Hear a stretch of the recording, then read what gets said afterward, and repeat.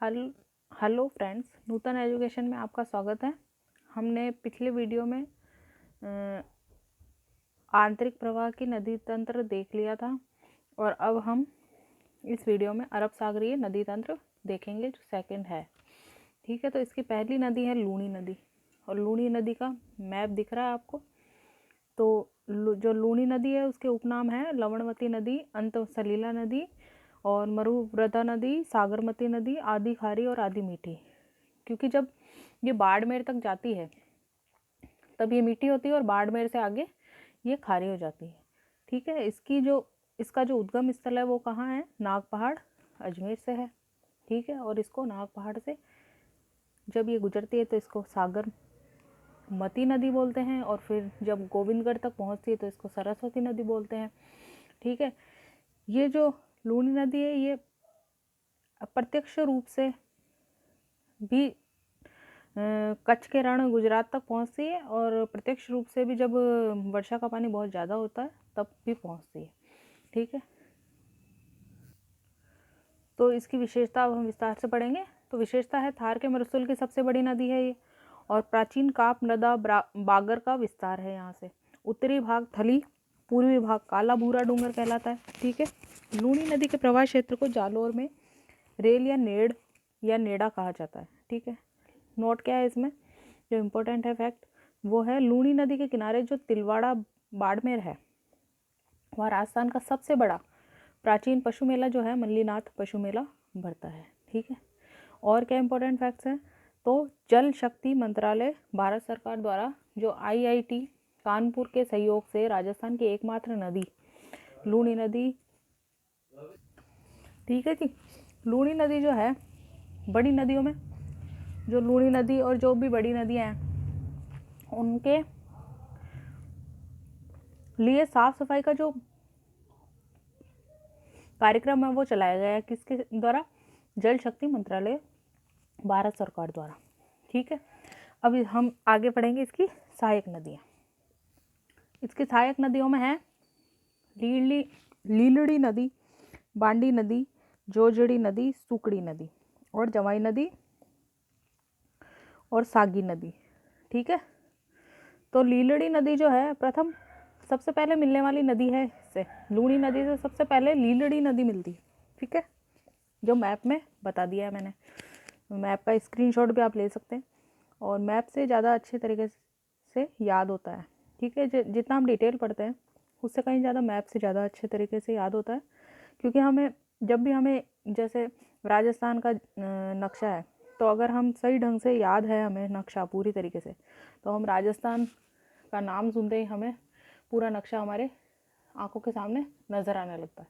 ठीक है, तो मैप सबसे अच्छा साधन है याद करने के लिए। ठीक है, जितना अच्छी तरीके से आप मैप तैयार करेंगे उतना ही अच्छे से आपकी जो फैक्ट्स हैं जो भी डिटेल है वो सारी आपके अच्छी तरीके से तैयार हो जाएगी। ठीक है, आगे चलते हैं। तो हम सेकंड है बांडी नदी, तो वर्तमान में सबसे प्रदूषित नदी है ये। ठीक है, राजस्थान में जोजड़ी नदी मारवाड़ की गंगा कहलाती है। एकमात्र सहायक दाईं ओर से मिलती है और बाकी सभी बाईं ओर से मिलने वाली है। एकमात्र नदी जो अरावली नदी से नहीं निकलती। ठीक है, और बाकी सभी अरावली पहाड़ी से निकलती है और ये जो एकमात्र नदी है जोजड़ी नदी वो अरावली से नहीं निकलती, वो पांडुलू ग्राम नागौर से निकलती है। ठीक है, फिर है सुकड़ी नदी, ये सुवर्णगिरी जो दुर्ग है जालोर में ये इसके किनारे हैं और यहाँ पे 2 बांध भी है। ठीक है, जो मैंने मैप के में बता दिया आपको। ठीक है, जो ये जोजड़ी नदी है इसमें जल मंत्रालय जो है जल शक्ति मंत्रालय द्वारा कार्यक्रम में जोजड़ी नदी को भी शामिल किया गया है। ठीक है, साफ सफाई हेतु परियोजना जो संचालित की गई है ना लूनी नदी में, तो वो उसमें जोजड़ी नदी को भी शामिल किया गया है। ठीक है, जवाई नदी, तो जवाई नदी है लूनी की सबसे लंबी सहायक नदी, पाली व सिरोही जिलों की सीमा बनाती है। ठीक है, जवाई की सहायक नदी कौन सी है? एक तो मथाई नदी है के किनारे पर कौन सा मंदिर स्थित है? ये हिस्ट्री के हिसाब से सहायक है तो रणकपुर जैन मंदिर स्थित है। जवाई नदी में साइला जालोर में खारी नदी के मिलने के पश्चात जवाई नदी को सूकड़ी सेकंड भी कहा जाता है। ठीक है, अंत में मिलने वाली, सबसे अंत में, पहले प्रथम मिलने वाली तो लीलड़ी नदी है और से जो सबसे लास्ट में मिलती है सागी नदी मिलती है। ठीक है, अब हम इसका डिटेल देख लेते हैं थोड़ा बहुत। तो उद्गम स्थल है नागपाड़ से, अजमेर से। और कौन से मुख्य जिले कौन से हैं इसमें, लूनी नदी कहाँ कहाँ बहती है, तो सबसे मुख्य जिले हैं, कितने जिले हैं, 6 जिले हैं। ठीक है, हाँ, तो मुख्य जिले कितने हैं, 6 जिले हैं। तो जोधपुर, बाड़मेर, जालौर, पाली और नागौर और अजमेर। और अजमेर मेन है क्योंकि उद्गम स्थल है नागपाड़ से। ठीक है, और सूकड़ी नदी के बांध कौन से हैं, तो 2 हैं, एक तो लघु श्रेणी के हैं और एक मध्य श्रेणी का है। ठीक है, तो फर्स्ट है सरदार संबंध परियोजना, सूकड़ी नदी पाली, लघु क्षेत्र है, लघु श्रेणी का है वो। एक वह क्षेत्र का होता है जो सबसे जो बड़ी बड़ी नदियाँ होती हैं उनमें होता है संचालित। ठीक है, बाकली बांध परियोजना सूकड़ी नदी पर ही है, जालौर में। सूकड़ी नदी 2 जिलों में बहती है ना, तो पाली और जालौर, इन दोनों जगह बांध बने हुए हैं। तो जो बाकली बांध परियोजना है वो मध्यम श्रेणी का बांध है। ठीक है, ठीक है, जवाई नदी का बांध जो है वो है जवाई नदी पर है, सुमेरपुर पाली में। ठीक है, जवाई बांध बोलते हैं इसको।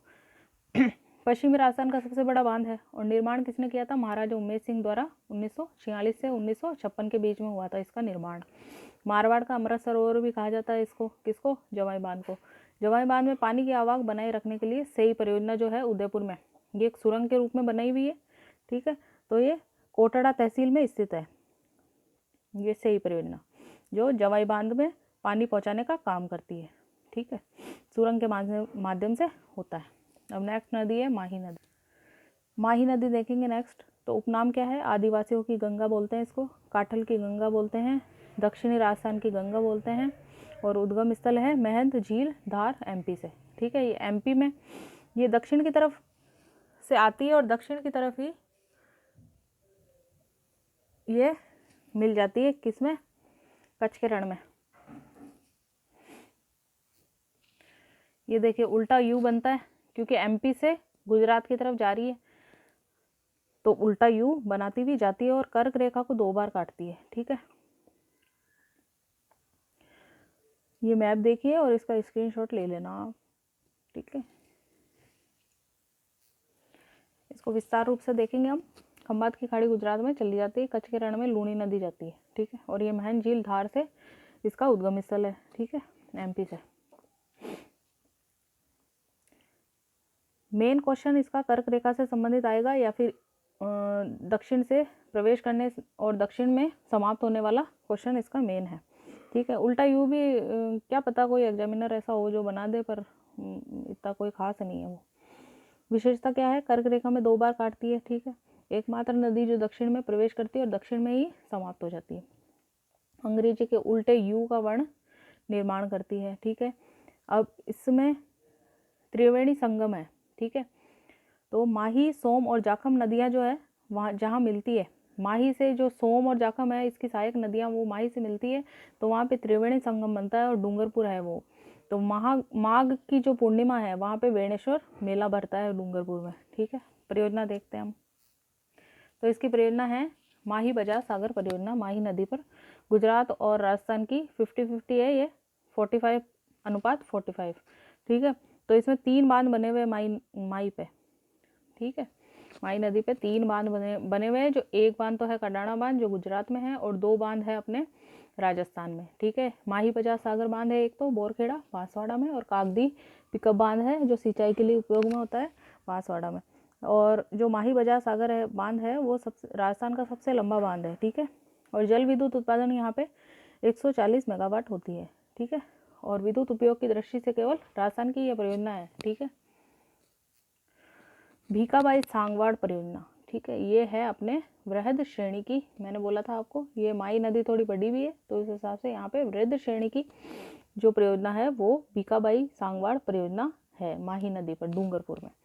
ठीक है, सहायक नदियाँ कौन कौन सी है, तो माही नदी में पूर्व से पश्चिम की ओर मिलने वाली नदियाँ हैं ईरू, सबसे पहली ईरू या एराव नदी मिलती है यहाँ पे। लाखन, चाप, जाखम, जो सोम, मोरेन और अनास। सबसे पहले मिलने वाली नदी कौन सी है, ईरू। ठीक है, अनास नदी, अनास परियोजना, अनास नदी पर अनास परियोजना बनी हुई है, कहाँ पे? बांसवाड़ा में। 140 मेगावाट विद्युत उत्पादन होता है यहाँ। जाखम नदी प्रतापगढ़ में है, ठीक है। और जाखम बांध राजस्थान का सबसे ऊंचा बांध है, 81 मीटर, ठीक है। तो जो जाखम नदी पर जो बांध बना हुआ है और यहाँ पे जो विद्युत उत्पादन होता है वो 5 मेगावाट होता है। सोम नदी, सोम का गदर परियोजना स्थित है यहाँ, और सोम नदी है उदयपुर में, ठीक है। सोम कमला अम्बा परियोजना डूंगरपुर में है, ठीक है, सोम नदी पर। पश्चिमी बनास नदी उद्गम स्थल कौन सा है? नया सनवाड़, सिरोही, ठीक है। प्रवास क्षेत्र ओनली सिरोही है, ठीक है। विशेषता क्या है? पश्चिमी बनास नदी के किनारे डीसा शहर गुजरात स्थित है। ये जो गुजरात का डीसा शहर है वो इसी नदी पर स्थित है। परियोजना देखते हैं हम। पश्चिमी बनास परियोजना पश्चिमी बनास नदी सिरोही में, सिरोही की प्रमुख पेयजल परियोजना है, ठीक है। समाप्ति स्थल कच्छ की खाड़ी गुजरात। फिर है नेक्स्ट नदी साबरमती नदी, उद्गम स्थल अरावली की पहाड़ियाँ झाड़ो उदयपुर, ठीक है। समाप्ति स्थल खंबात की खाड़ी गुजरात। विशेषता क्या है? राजस्थान से निकलती है परंतु राजस्थान में नहीं बहती, सिर्फ एक जिले में बहती है, वो भी थोड़ी सी, ठीक है। झाड़ोल, झाड़ोल बॉर्डर पे आ जाता है गुजरात के, इसीलिए कम बहती है अपने यहाँ राजस्थान में। न्यूनतम प्रवाह क्षेत्र ही राजस्थान है, ठीक है। और यहाँ पे क्या क्या स्थित है? तो यहाँ पे है गांधीनगर, अहमदाबाद और साबरमती आश्रम स्थित है इस नदी पर। अब हम देखेंगे परियोजना। मानसी वाकल परियोजना, मानसी वाकल नदी उदयपुर। राजस्थान की सबसे लंबी सुरंग देवास जल सुरंग जो उदयपुर में स्थित है वो मानसी वाकल परियोजना पर स्थित है, ठीक है। और सही परियोजना सही नदी पर है, ये जमाई बांध में पानी पहुंचाती है, ये पहले बता दिया मैंने आपको, उदयपुर में। अब हम देखेंगे तीसरा प्रवाह तंत्र, बंगाल की खाड़ी वाला नदी तंत्र हम देखेंगे। इसमें है चंबल नदी, राजस्थान की सबसे बड़ी लंबी नदी कह सकते हैं आप इसको, क्योंकि इसमें इसकी सहायक नदियाँ बहुत सारी हैं, ठीक है। और पानी की आवक हमेशा 12 महीने इसमें पानी की आवक रहती है, ठीक है। और बाणगंगा, बाणगंगा की कोई सहायक नदी नहीं है, पर ज़्यादा प्रवाह होने की वजह से गंभीरी नदी का पानी बाणगंगा में मिलता है। तो हम देखेंगे चंबल नदी, पहले देखेंगे हम बाणगंगा। बाणगंगा क्यों छोटी है, इसलिए बाणगंगा को हम देख लेते हैं। तो बाणगंगा का उपनाम है अर्जुन की गंगा। अर्जुन ने जब वनवास हुआ था उनको, तो जयपुर में बैराट में रहे थे, तब उनको पानी की प्यास और पानी पीना था, तब उन्होंने अपने तीर से इस गंगा का मतलब इस नदी का निर्माण किया, इसलिए इसको बोलते हैं बाण गंगा। तो बाण से जिसका निर्माण किया गया वो बाण गंगा, तो ये अर्जुन की गंगा भी कहलाती है, अर्जुन द्वारा निर्मित है। रुंडित नदी भी है ये, ठीक है, कभी इधर कभी उधर ऐसे चली जाती है, कोई ज़रूरी नहीं है कि एक जगह पे। उद्गम स्थल बैराट की पहाड़ियाँ जयपुर से, समाप्ति स्थल यमुना नदी में मिल जाती है। इसकी विशेषता सबसे ज़्यादा इम्पोर्टेंट है क्योंकि यहाँ से क्वेश्चन भी बहुत ज़्यादा पुटअप होते हैं, और ये एक इतिहास के हिसाब से भी बहुत इम्पोर्टेंट नदी है, ठीक है। विशेषता क्या है? तो बाणगंगा नदी के किनारे जयपुर में लोह युगीन सभ्यता है, बैराट सभ्यता, महाभारत कालीन सभ्यता, मौर्य कालीन सभ्यता, अशोक का भाबरू शिलालेख, बौद्ध धर्म के अवशेष, बौद्ध का गोल मंदिर और बुद्ध स्तूप, शंखलिपि के अवशेष यहाँ पे मिलते हैं। तो ये बहुत ज़्यादा इम्पोर्टेंट मानी गई है। अब हम परियोजना देखेंगे इस पर। तो अजान बांध है बाणगंगा पर, गंभीरी नदी भरतपुर में बहती है, ठीक है। केवलादेव घना पक्षी विहार को जलापूर्ति होती है इसी से, अजान बांध से, ठीक है। लाभावंत जिले देख लीजिए आप नक्शे के हिसाब से, तो लाभावंत जिले हैं 3 जिले हैं, जयपुर, भरतपुर, दौसा, ठीक है। और उद्गम स्थल बैराट की पहाड़ियाँ पहले बता दिया था आपको। फिर दौसा से बहती हुई भरतपुर जाती है, और भरतपुर में गंभीरी नदी पर यहाँ पे बांध बना हुआ है, ठीक है। इस पे जो बाणगंगा है उस पे एक बांध बना हुआ है, और ये आगे जाके यूपी में यमुना नदी में मिल जाती है, आगरा में, ठीक है। अब हम देखते हैं बनास नदी। बनास नदी, एक बनास वो दूसरी थी, ये दूसरी वाली है जो चंबल की सबसे बड़ी सहायक नदी है। इसका उद्गम स्थल देख लीजिए मैप के अंदर है खमनोर की पहाड़ियाँ, ठीक है, राजसमंद, और फिर ये आप देखिए कौन कौन से ज़िले हैं इसके लाभान्वित वाले, और यहाँ इसकी कौन कौन सी सहायक नदियाँ हैं, कितने बांध बने हुए हैं, सब हम देखेंगे आगे डिटेल में। और ये दाएं पक्ष की है, चंबल की दाएं पक्ष की नदी है, ठीक है, नदी है। देख लीजिए विशेषता है पूर्णतः राजस्थान में बहने वाली सबसे लंबी नदी। राजस्थान में सर्वाधिक जल ग्रहण की क्षेत्र की है बनास क्षेत्र। मिट्टी बनास बेसिन लाल पीली मृदा है, भूरी मृदा बोलते हैं इसको। परियोजना कौन सी है? नंद संबंध परियोजना, बनास नदी राजसमंद। बिसलपुर परियोजना है बनास नदी पर टोंक में। लाभान्वित जिले कौन से हैं? बिसलपुर परियोजना पेयजल के लिए है, और लाभान्वित जिले हैं भीलवाड़ा, अजमेर, टोंक, जयपुर। और सबसे प्राचीन बांध कौन सा है? निर्माण अजमेर के चौहान शासक विग्रहराज चतुर्थ ने करवाया था। किसका? बिसलपुर बांध जो है बिसलपुर परियोजना के तहत ये सबसे प्राचीन बांध है।